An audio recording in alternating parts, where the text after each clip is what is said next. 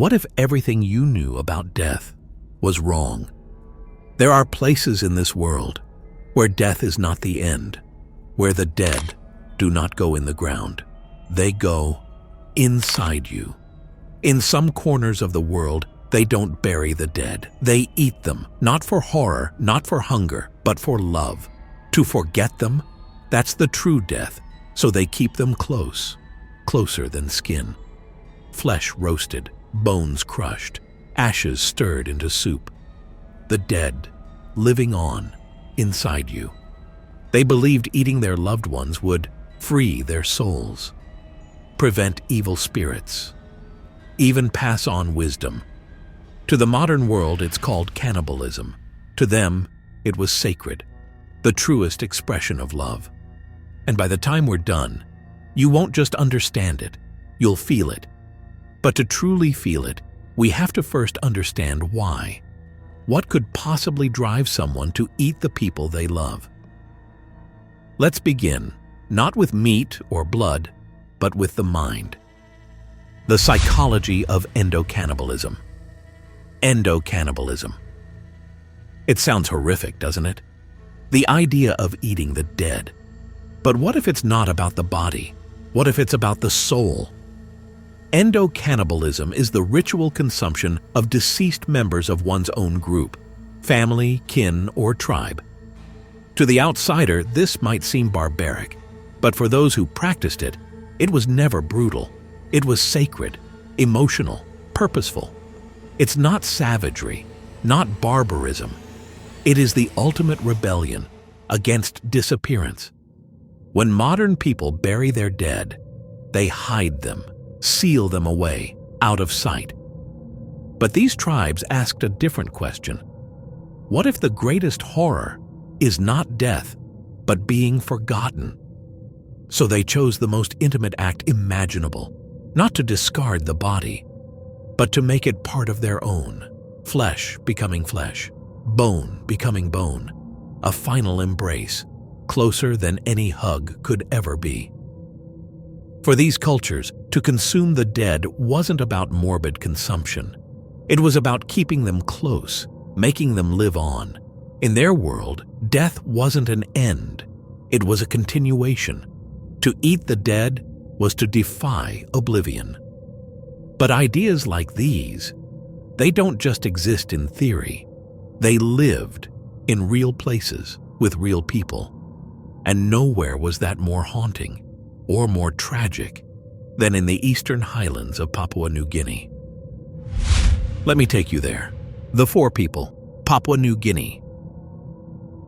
In this land of shadows and spirits, death was not goodbye. It was a beginning.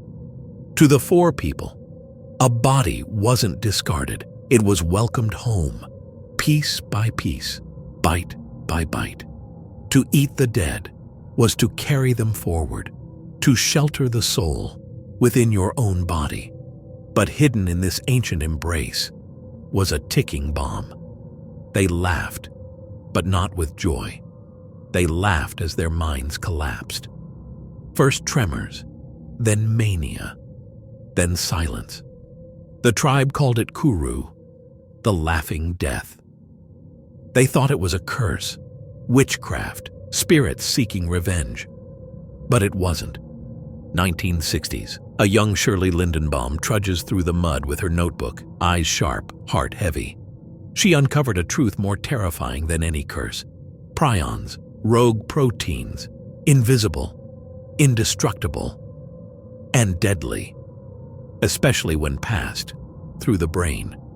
The ritual they believed kept their ancestors close was killing their children. They ended the practice. They had no choice. But something ancient, something sacred, was buried with it. Even now, some whisper that modern burials feel like abandonment, like forgetting the soul. And they weren't alone. The Four weren't the only ones who turned grief into communion. Across oceans and continents, other tribes whispered the same truth. To love the dead is to carry them inside, and we're just getting started. The Wari, Brazilian Amazon. Thousands of miles away, across the vast Amazon, the Wari saw death in their own way. To bury someone? That was cruel. Letting a loved one rot in the soil alone? Unthinkable. The body is just a leaf, but the soul is the tree.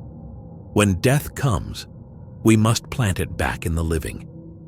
To the Wari, burial wasn't rest. It was exile, a soul trapped in rotting flesh, screaming in the underworld. So they performed the ultimate homecoming, not eating the dead, but harvesting them. Each bite brought him back, not as flesh, but as strength, blooming quietly in my chest. What your people call cannibalism, we call resurrection. They weren't consuming death, they were farming eternity. The Yanomami, Venezuela and Brazil. Further north, in the forests of Venezuela and Brazil, the Yanomami had their own sacred farewell. Here, the flesh was not eaten. It was returned to ash. The body was burned, the bones crushed, the ashes mixed into a sacred banana soup. Each person in the family took a portion. Each one said goodbye, together. To them, it wasn't cannibalism. It was communion, a final act of unity, a soul at peace, a legacy shared. Grief passed through the lips of those who remained. Melanesian tribes, Fiji, Solomon Islands, Papua New Guinea. Across the islands of Melanesia, from Fiji to the forests of Papua New Guinea, death carried its own meaning. Here, the body held power, wisdom, spiritual force. In these islands, flesh was currency, bone was legacy, and consumption was the ultimate transaction. To eat kin was to absorb their essence. To eat enemies, to claim victory. Some did it for survival, others for ritual. But in every act, there was belief, purpose. This was not chaos. It was code. Not savagery, but ceremony. Each bite a message. We remember, we carry, we become. They didn't consume death. They consumed life and became part of it. Why did they do this? To us, this may seem unthinkable, but to them, our ways might seem colder. We seal our dead in boxes, hide pain with silk and flowers, distance, disguise, detachment. But the four, the Wari, the Yanomami, they faced it, held it, tasted it. This was love, desperate and raw, not moving on, but holding on in the only way they knew, rethinking the unthinkable. Their rituals might feel alien, but grief? Grief is universal. And love sometimes wears the strangest masks. The last bite. This wasn't about blood or bone. It was about memory, about refusing to let go, even when the body is gone. The practice wasn't just about death. It was a way of honoring and preserving legacy. For these tribes, consuming the deceased was a sacred ritual to keep the ancestors' memory alive. These rituals weren't savagery. They were acts of respect, preserving identity and spiritual connections through culture. It wasn't madness. It was meaning. Different cultures process grief and memory in ways we can learn from. History wasn't clean. It wasn't kind, but it was human. History was wild. We've got the receipts, people. Oh yeah, the past must be crazy.